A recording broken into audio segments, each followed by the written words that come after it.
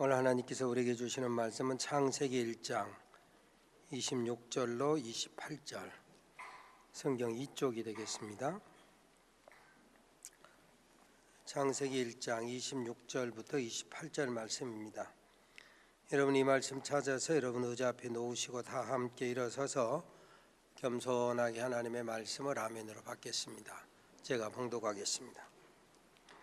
하나님이 이르시되 우리의 형상을 따라 우리의 모양대로 우리가 사람을 만들고 그들로 바다의 물고기와 하늘의 새와 가축과 온 땅과 땅에 기는 모든 것을 다스리게 하자 하시고, 하나님이 자기 형상 곧 하나님의 형상대로 사람을 창조하시되 남자와 여자를 창조하시고 하나님이 그들에게 복을 주시며 하나님이 그들에게 이르시되 생육하고 번성하여 땅에 충만하라. 땅을 정복하라. 바다의 물고기와 하늘의 새와 땅에 움직이는 모든 생물을 다스리라 하시니라. 아멘. 이 말씀 하나님의 말씀입니다. 앉으시기 바랍니다. 성경에 기록된 맨 첫 번째 질문, 문법적으로 보아서 첫 번째 질문이 무엇인지 아십니까? 성경에 기록된 첫 번째 질문은 아이러니하게도 뱀을 통한 사단의 질문입니다. 창세기 3장 1절에 보면 하나님이 참으로 너희에게 동산 모든 나무의 열매를 먹지 말라 하시더냐. 뱀을 통해서 묻는 사단의 질문이 성경에 기록된 첫 번째 질문인 것입니다. 마귀는 이 질문의 힘을 알고 질문을 악용한 것입니다. 처음부터 선악과를 먹어라, 먹어도 안 죽어, 이렇게 했더라면 아마 아담과 하와가 먹지 않았을 것입니다.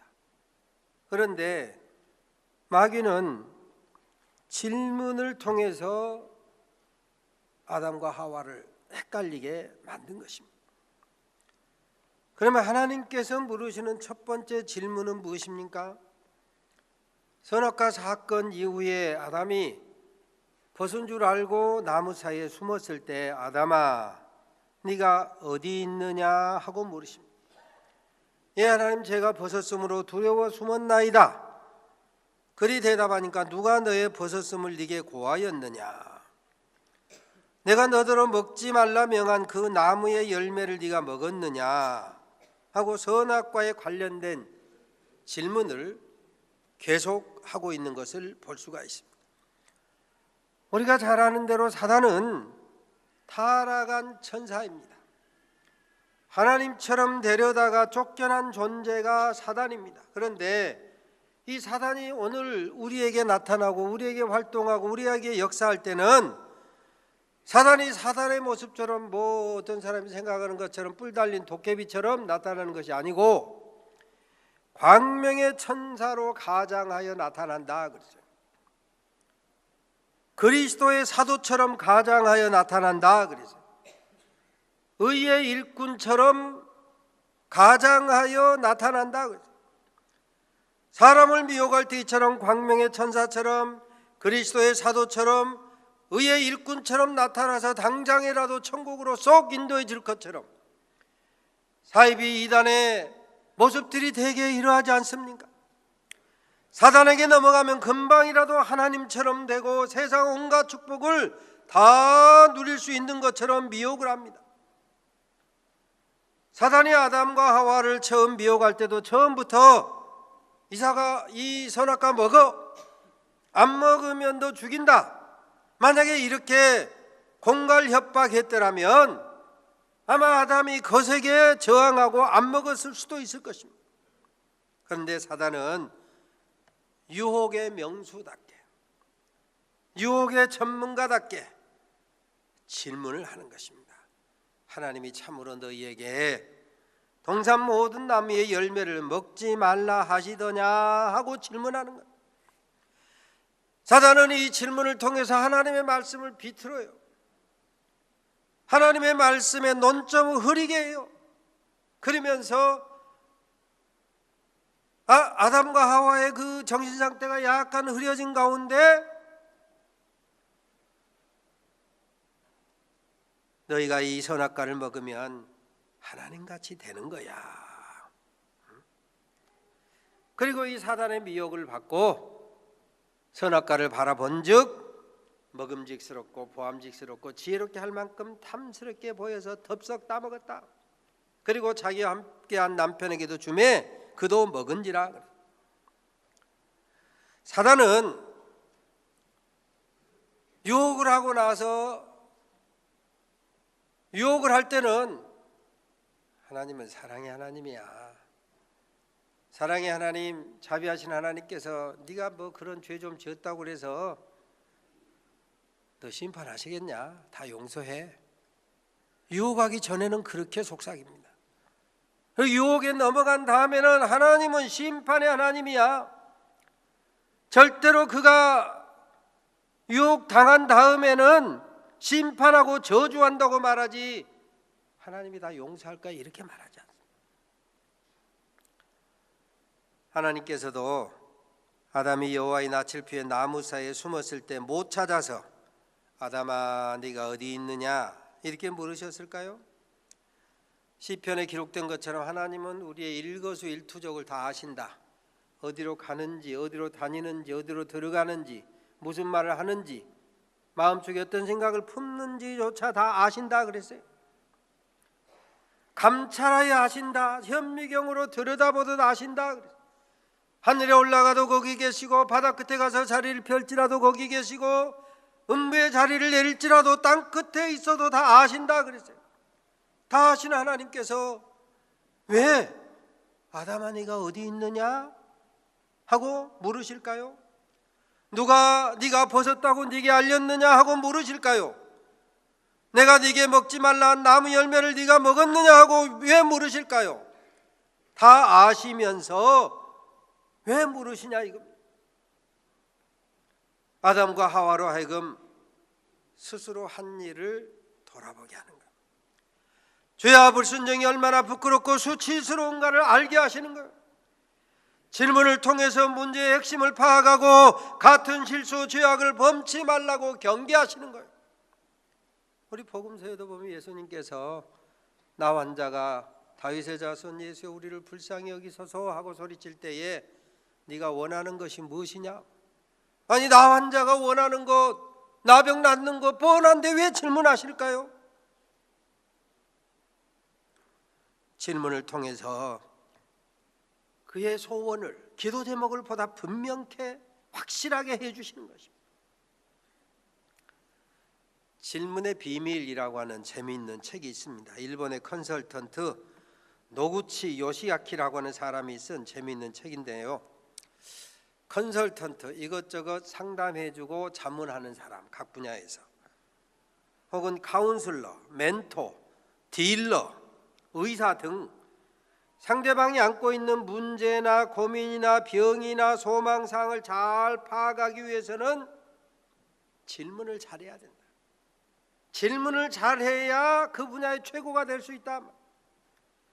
각 분야에서 최고의 전문가로서 자질을 가늠할 수 있는 척도가 뭐냐? 질문력이다. 질문력. 질문을 잘하면 그 분야에서 최고가 될 수 있다. 좋은 질문은 소통이 잘 되게 하고, 좋은 질문은 분위기를 즐겁게 하고, 좋은 질문은 그 구성원들의 마음을 움직이고 의욕적으로 행동하게 하고 좋은 성과를 거두게 한다 그랬죠. 무엇보다도 좋은 질문은 동기 유발의 중요한 부분을 차지한다. 그리고 좋은 질문은 긍정적인 에너지의 바탕이 된다 그랬어요. 우리가 잘 아는 지미 카터 대통령, 현역 시절에는 미국에서 가장 인기 없는 대통령이지만 현역 은퇴하고 나서는 가장 인기 있는 대통령, 존경받는 대통령인 지미 카터가 해군 초급 장교 시절에 뭔가 리포트를 작성해가지고 해군 제독에게 보고하러 갔더니 보고를 다 보고 난 다음에 해군 제독이 그랬다잖아요. 귀관은 최선을 다했는가? 그래서 카터가 일평생 그때 그 해군 제독에게 들었던 그 질문, 귀간, 그대는 최선을 다했는가, 이것을 자기 일생의 좌우명으로 삼고 내가 하고 있는 일에 정말 내가 최선을 다한 결과물인가, 이것을 늘 돌아보아서 전진한 끝에 미국 대통령까지 됐다, 그렇게 고백을 했습니다. 좋은 질문할 수 있는 능력, 각 분야에서 전문가에게 생명과도 같은 것이다 그래서 질문의 능력을 함양하고 문제의 본질을 파악하는 실력, 이 질문을 잘 구성하면 그 질문이 마중물이 되어 가지고 상대방 속에 있는 능력의 생수를 길러낸다. 뿐만 아니라 내 자신에게 뭔가 질문을 잘하면 하나님께서 우리 마음속에 주신, 우리 마음속에 허락한 모략, 깊은 물과 같은 그런 모략을 잘 길어낼 수 있다 그랬어요.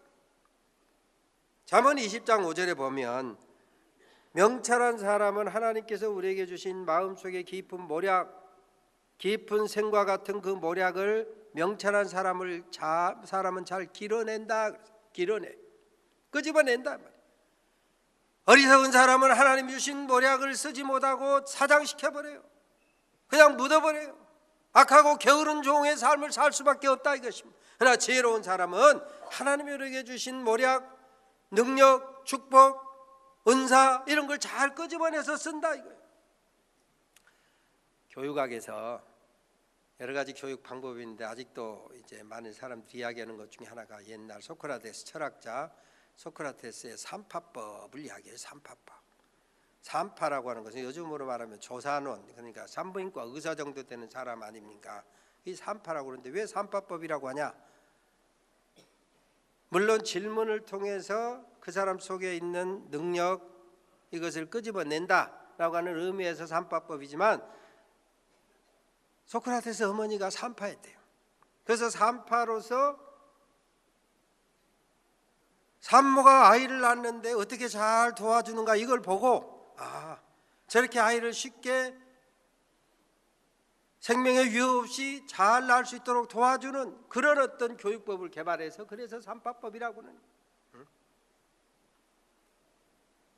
그러니까 산파 자신이 아기를 낳는 건 아니에요. 그러나 산모가 태중에 있는 아이를 잘 낳을 수 있도록 이렇게 잘 도와주고 배려해 주는 그런 교육의 방법이다.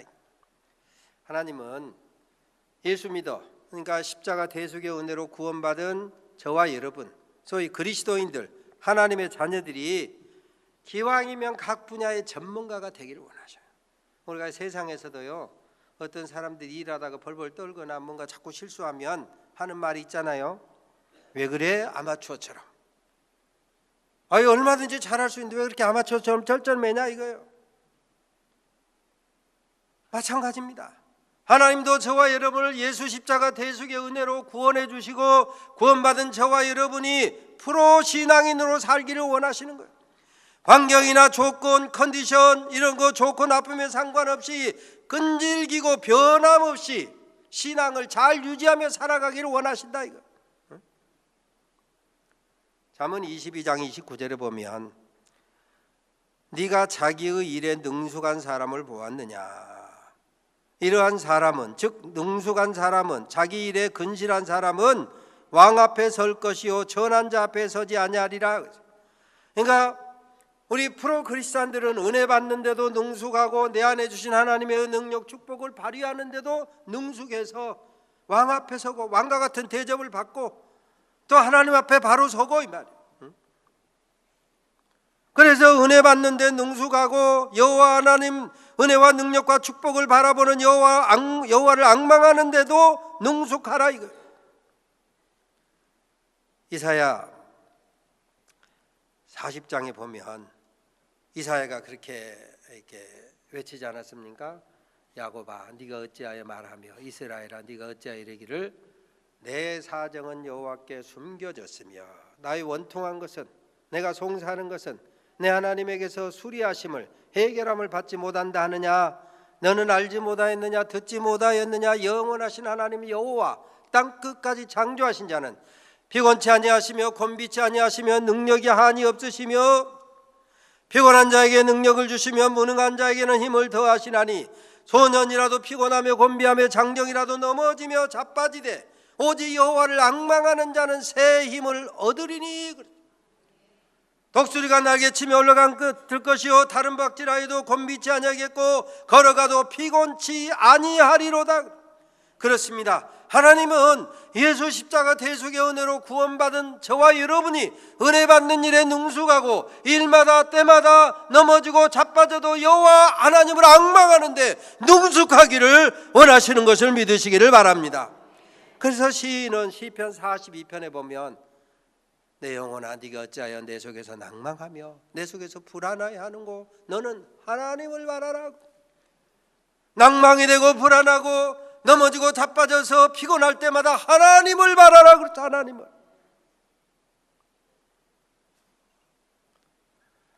히브리서 11장 믿음장에 수많은 믿음의 사람들, 믿음의 선진들을 이렇게 언급하고 나서 12장에 보면 그러므로 우리 앞에 허다한 증인들이 있으니 모든 무거운 것과 얽매이기 쉬운 죄를 벗어버리고.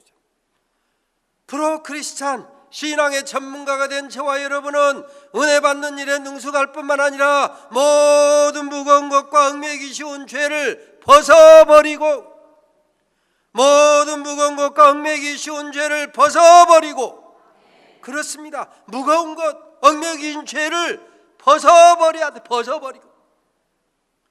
그리고 믿음의 주여 온전케 하시는 이인 예수를 바라보라. 예수를 바라. 프로크리스찬, 프로신앙인들, 아마추어처럼 금방 가다 넘어지고 자빠지고 낙심하고 그냥 시험 들고 그러지 말고 예수 십자가 대속의 은혜로 구원받았거든 무거운 것도 벗어버리고 얽매이기 쉬운 죄도 벗어버리고 인내로서 우리의 믿음의 경주를 경주하며 예수를 바라보라. 왜? 예수는 십자가를 참으사 부끄러움을 개의치 아니하시더니 마침내 하나님 보좌 우편에 앉으지 않았느냐. 그러니 우리도 예수를 바라보고 하나님 보좌 우편에 앉으신 예수를 바라보고 우리도 예수처럼 믿음으로 전진하자 이것입니다.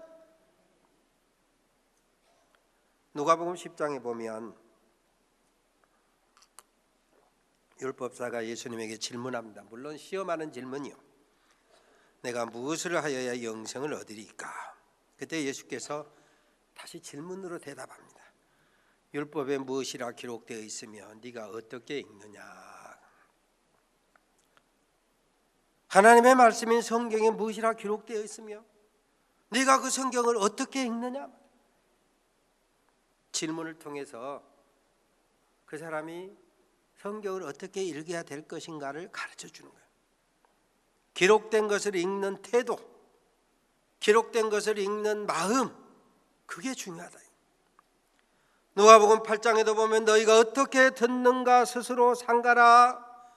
누구든지 있는 자는 받겠고 없는 자는 있는 것까지 빼앗기리라. 믿음이 있는 자는 하나님의 은혜 능력 축복을 받지만 믿음 없는 자는, 그래서 불순종하는 자는 받은 것도 사장시키고 빼앗긴다 이거.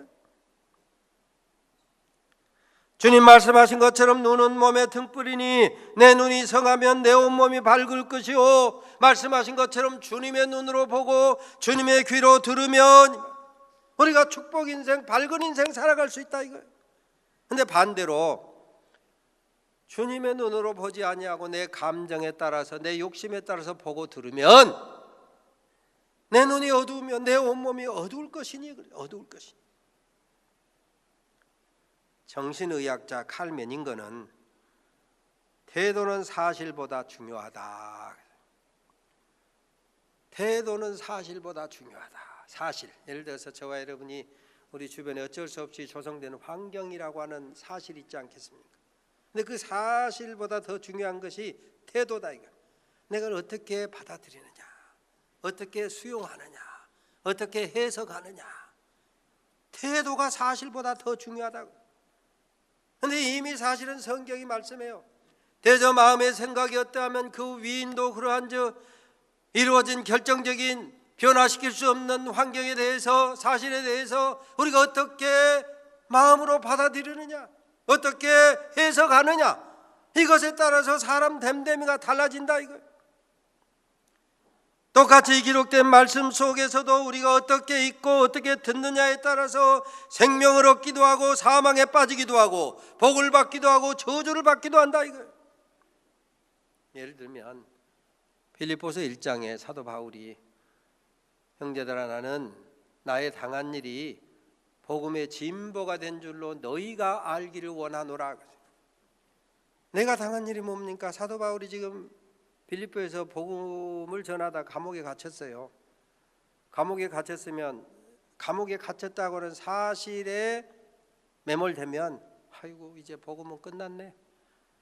누가 이제 복음 전하겠어? 복음 전하다 감옥에 갇히고 얻어맞고 이렇게 착고에 처이고 목숨이 경각간에 달리면 누가 복음을 전하겠냐? 낙심하기 쉬울 텐데 사도 바울은 그렇게 낙심하지 않았어요. 내가 당한 일이 복음의 진보가 된 줄을 너희가 알기를 원하노라. 너희가 무슨 말이야? 나는 이미 내가 당한 일, 비록 내가 복음을 전하다가 감옥에 갇혔지만 이 일을 통해서 나는 매여서도 복음은 매이지 아니할 줄로 이런 일을 통해서 다른 사람이 열심을 품고 복음을 증거하게 될 줄로 내가 믿기 때문에 복음의 진보가 된 줄로 나는 알고 있다. 너희도 그렇게 알아라 이 말이야. 너희도. 사실은 감옥에 갇혀 있지만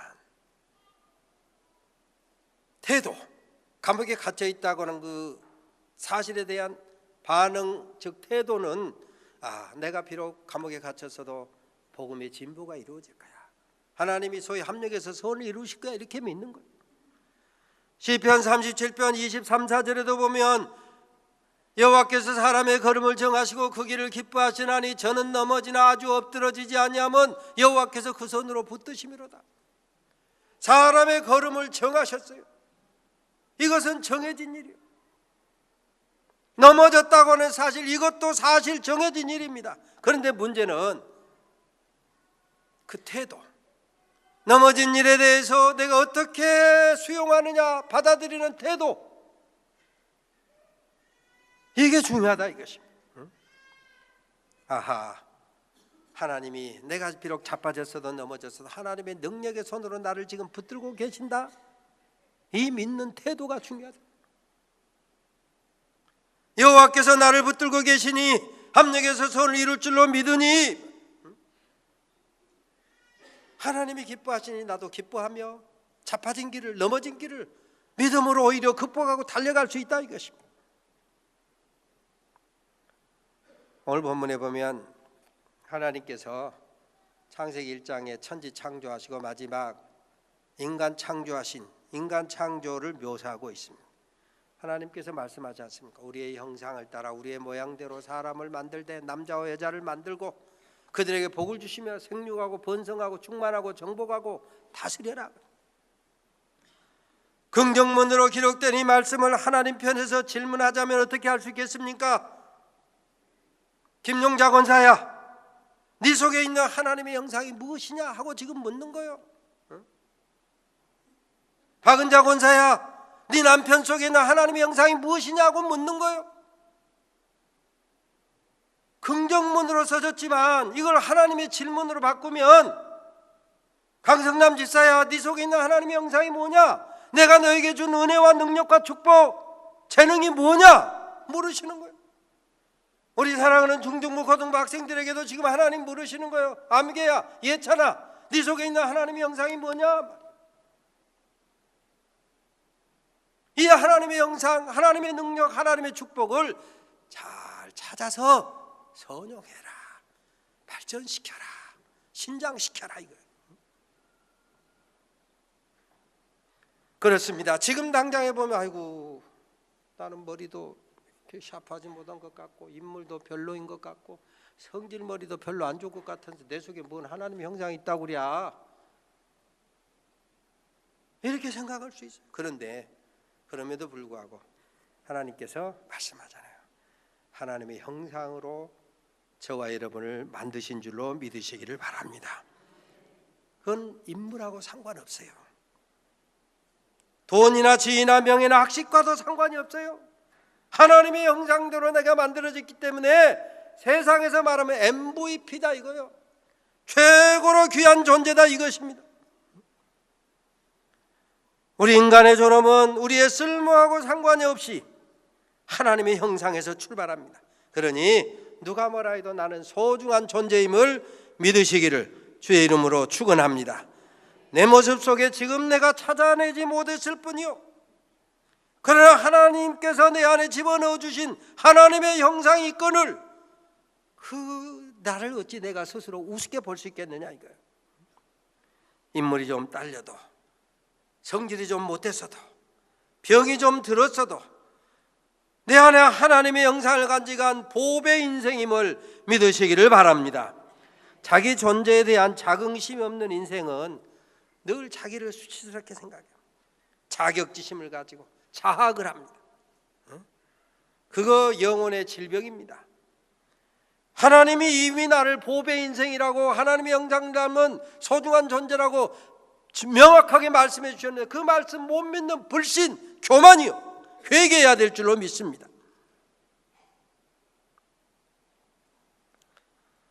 하나님께서 말씀으로 확증해 주셨거늘 내 생각 때문에, 내 감정 때문에, 내 판단 때문에 믿지 못하고 거부하고 하는 건 이거 교만죄다. 이거 교만죄.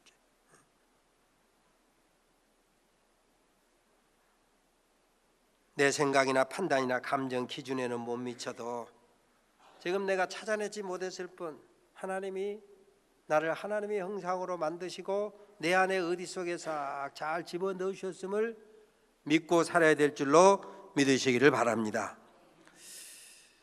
지금 우리나라 사람들이 소위 트레킹, 걷기 열풍에 빠졌어요. 제주도 올레길, 또 지리산 둘레길, 각 마을마다 마실길, 대한민국 한반도길. 이 걷기 열풍의 모티베이터, 동기유발자가 누구냐면 걸어서 지구를 7바퀴 돌았다는 한비야예요. 한비야. 우리나라 땅에 서서 일본 국도도 걸어보고 이런 일을 한 사람이 한비야예요.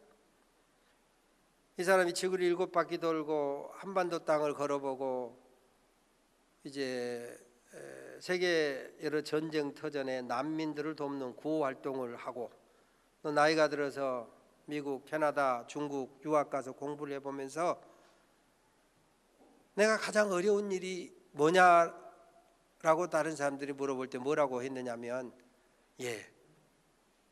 가장 어려운 것이 질문하지 못하는 것이 내게 있어서 가장 어려운 일이었습니다. 외국 아이들은 보면 그냥 이제 나이가 들어가 공부하니까 젊은 아이들이 그냥 자기 모르는 것은 교수한테 다 질문을 잘한다는 거예요. 그런데 자기는 어렸을 때부터 한국에서는 질문을 잘 못 하면서 자라서 초, 중, 고, 대학교까지 질문을 해본 일이 별로 없으니까 질문하지 못하는 자기의 그 공부가 제일 어렵더라 이거예요. 질문을 못해.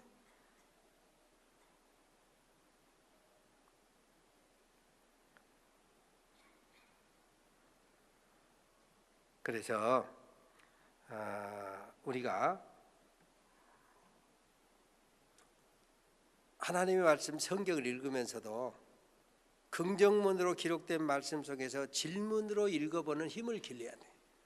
아까 하나님이 자기 형상 곧 하나님의 형상대로 사람을 만드시고 이 말씀 속에서 내 안에 있는 하나님의 형상도 찾아야 되지만 동시에 또 본문은 우리에게 지금 하나님 우리에게 질문하시는 거예요. 아무개야, 네 안에 하나님의 형상이 있어서 네가 MVP고 VIP고 최고로 귀한 존재인 것처럼 이웃 속에서 하나님의 형상을 보느냐? 이렇게 물으시는 거예요. 빌립보서 2장에 보면 아무 일에든지 다툼이나 허영으로 하지 말고 오직 겸손한 마음으로 각각 자기보다 남을 낮게 여기라고 했어요.